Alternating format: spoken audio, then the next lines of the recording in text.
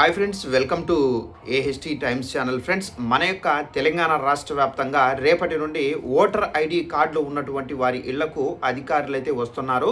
తప్పనిసరిగా voter ID కార్డులు ఉన్నటువంటి వారు ఒక అప్లికేషన్ మీరు పెట్టుకొని ఈ పేపర్ మాత్రం మీరు వారికి ఇవ్వాల్సి అయితే ఉంటుందండి. అయితే ఏ అప్లికేషన్ ఇవ్వాలి ఏంటి దానికి సంబంధించిన పూర్తి వివరాలు తెలియజేస్తాను.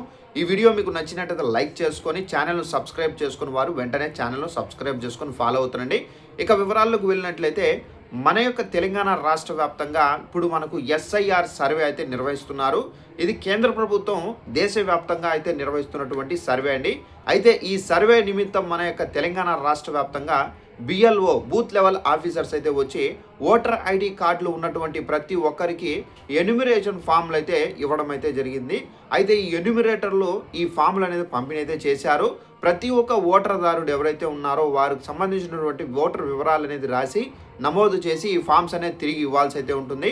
అయితే ఈ ఫామ్లో ఏమేమి రాయాలి ఏంటంటే ఓటర్ ఐడి కార్డు, ఒకవేళ మీకు పెళ్ళి ఉంటే కనుక మీ యొక్క భార్యకు సంబంధించినటువంటి ఓటర్ ఐడి వివరాలు, తల్లికి సంబంధించినటువంటి ఓటర్ వివరాలు, అలాగే తండ్రికి సంబంధించినటువంటి ఓటర్ ఐడి వివరాలు అనేవి మీరు నమోదు చేసి సో ఇది చెప్పిన టైం ప్రకారం అయితే ఇవ్వాల్సి అయితే ఉంటుంది. సో ఇప్పుడు ఈ అప్లికేషన్ ఎలా ఇవ్వాలి అని చూసుకున్నట్లయితే మీకు 2 అప్లికేషన్లు అయితే ఇచ్చారు. సో సేమ్ అప్లికేషను 2 పేజెస్ అయితే ఇచ్చారు. ఒక పేజు ఒక అప్లికేషన్ ఏంటంటే విఎల్ఓ అధికారులకు అయితే ఇవ్వాలి. ఒకవేళ వాళ్ళు మీ ఇంటి దగ్గరికి రాకపోయినా కానీ మీరు వెంటనే మీ యొక్క అప్లికేషన్ అనేది కంప్లీట్ అయి ఉంటే కనుక వెంటనే మీరు తీసుకొని వెళ్ళి ఇవ్వాల్సి అయితే ఉంటుంది.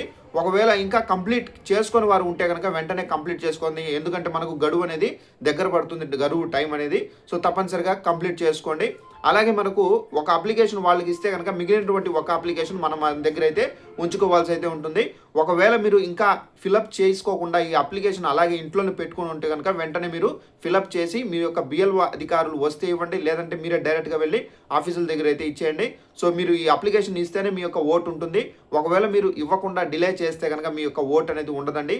సో జాగ్రత్తగా ఓటర్ ఐడి కార్డు నంబర్ కానివ్వచ్చు, అలాగే ఆధార్ కార్డు నంబర్ వివరాలు కానివ్వచ్చు, స్పెల్లింగ్ అంటే మీ యొక్క పేర్లు, మీ యొక్క తల్లి పేరు, మీ యొక్క తండ్రి పేరు, మీ భార్య పేరు, మీ భర్త పేరు, ప్రతి ఒక్కరివి కూడా జాగ్రత్తగా క్షుణ్ణంగా ఓటర్ ఐడి కార్డులో అలాగే ఆధార్ కార్డులో ఏ విధంగా ఉన్నాయనేది చెక్ చేసుకొని మీరు వివరాలు అనేది రాసి మీరు డైరెక్ట్గా అయితే ఇవ్వాల్సి అయితే ఉంటుందండి.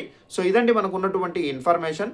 ఈ వీడియో మీరు నచ్చినట్టయితే లైక్ చేసుకొని తెలియని వాళ్ళకు కూడా ఇన్ఫర్మేషన్ షేర్ చేసి వాళ్ళకు కూడా తెలియపరచండి. Thanks for watching this video. All the best.